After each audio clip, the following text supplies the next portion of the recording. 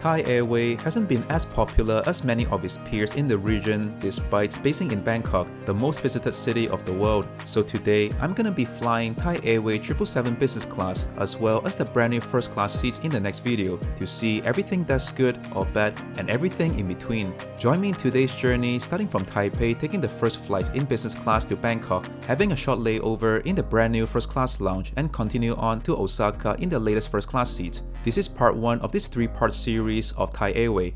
If you like the sound of it, then make sure to subscribe and not miss the next 2 videos coming up. Thai Airway is part of the Star Alliance network, so business class passengers can enter EVA Air's flagship business class lounge in this airport. I made a separate video walking through the business lounge complex in great detail, so go have a look if interested, link down in the description below. And I personally had a decent time there. But it's almost time for boarding, let's make our way to the gate. Today's flight TG633 departs at around 2 PM and will arrive at Bangkok at around 5 PM. And here's our plane today, the Boeing 777-300ER. I will discuss their fleet in greater details later during takeoff, but now let's take a look at the business class seat map. The 777-300ER business class section has 42 seats split into 2 cabins in a 1-to-1 layout, with the front cabin being the larger one, but not by much. Seats are staggered and alternate between being closer and further away from the aisle. Solo travelers would appreciate the window seats the most, while couples will be glad that their middle seats are adjacent to each other, literally shoulder to shoulder. All seats have identical legroom, so the bulkhead seats are not particularly spacious. But if you do like it, then these 2 seats are better, as they are closer to the window with more privacy compared to these 2 in the front cabin. And I'm seated in 19 Alpha today. I entered through the entrance at the front of the plane, passing through the larger business class cabin as you see here. The first impression I had was that it's very purple. From the seats and the casing to the pillow and the blanket, all uses a different shade of the color.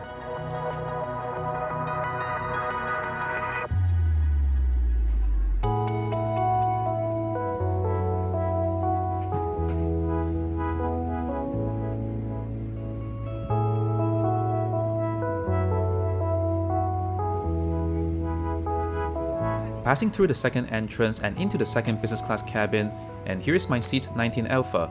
Pretty interesting looking seat I'll say. But before I delve deeper into all the bells and whistles, I want to quickly show you the couple seats in the middle. As mentioned earlier, they are adjacent to each other, forming these honeymoon seats.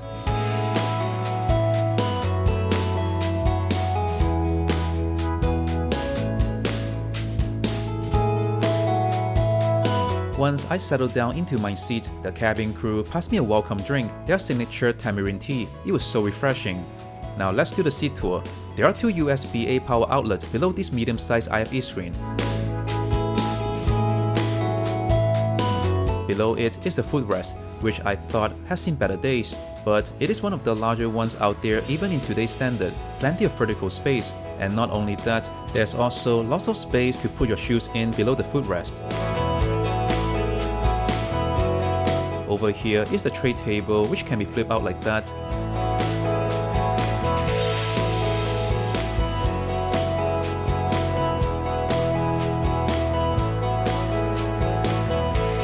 You can even move it away during a meal if you need to leave the seat.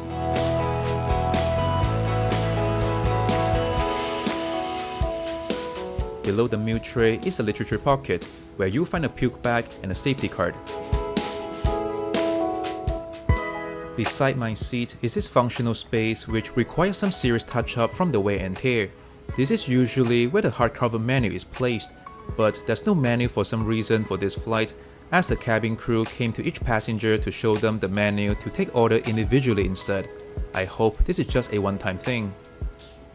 Near my armrest area, you'll find this ancient-looking seat control panel and this vintage-looking IFE remote control.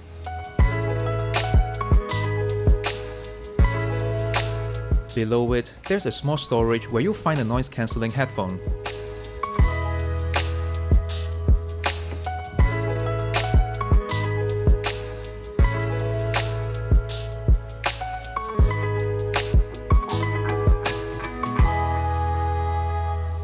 The seat uses a 3-point seatbelt system, pretty common in today's business class seats.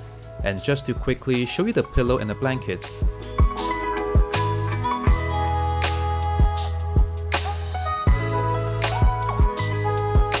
And here's a preview of the lie flat mode.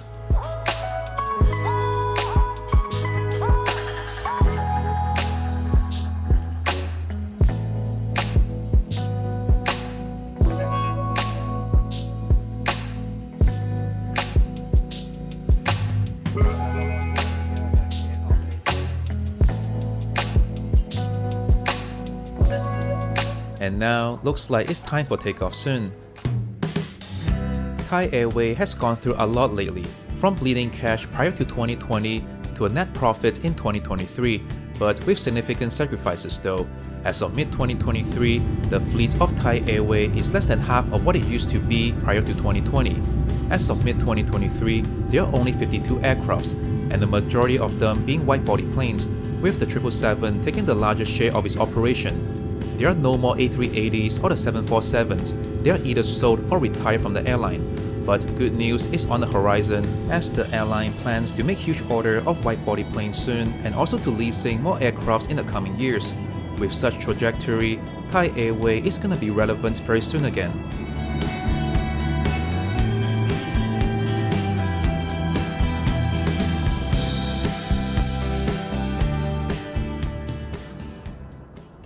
After reaching the cruising altitude, the meal is served, starting with this king prawn salad wrapped in bacon. For the entree, I ordered the… wait, what is this? I think they mixed up my order. From its appearance, it looks like chicken and mashed potato. Okay, good. The cabin crew took it back right away, and this is what I ordered, the chicken red curry rice with egg omelette. Ugh, Thai curry, such comfort food from Thailand. It's pretty dang good.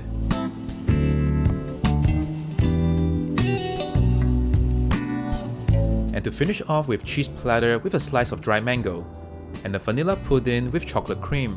It's a pretty decent meal for this short haul flight, I'll say. Now this would be a good time to take a nap. The meal finished fairly quickly, so I had around 2 hours of sleep.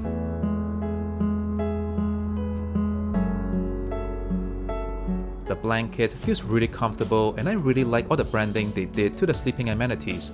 The seat feels perfectly comfortable for a nap, and I'm sure it will be great for long haul flight as well, especially given how much leg space there is.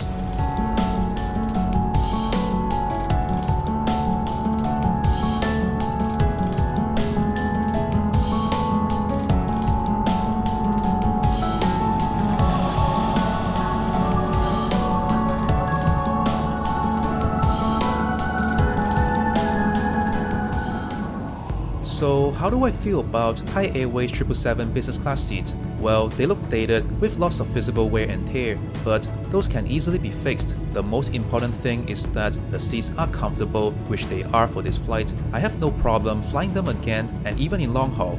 Now take note, the A350s have largely the same seats as the older 777s, with some minor differences. The seat you see today is pretty much what most of their wide-body planes are using. With newer planes coming, you can expect the same level of comfort, but with newer finishes and technology. Food was great, customer service was excellent. I will have no problem recommending Thai Airway business class to you. As to how much did I pay for this flight? I used a total of 60,000 aeroplan points with $45 of surcharge for this business class flight, along with the first class flight from Bangkok to Osaka right after. If you were to fly just this business class segment, there would be 30,000 aeroplan points instead. For a 3.5 hours flight, 30,000 points isn't that bad, but 60,000 points for a total of 9 hours flight time, a majority of which in first class, then that's a super big bang to the buck. Very good value here. And I'ma show you that first class flight in the next video, but first, let's head to the first class lounge.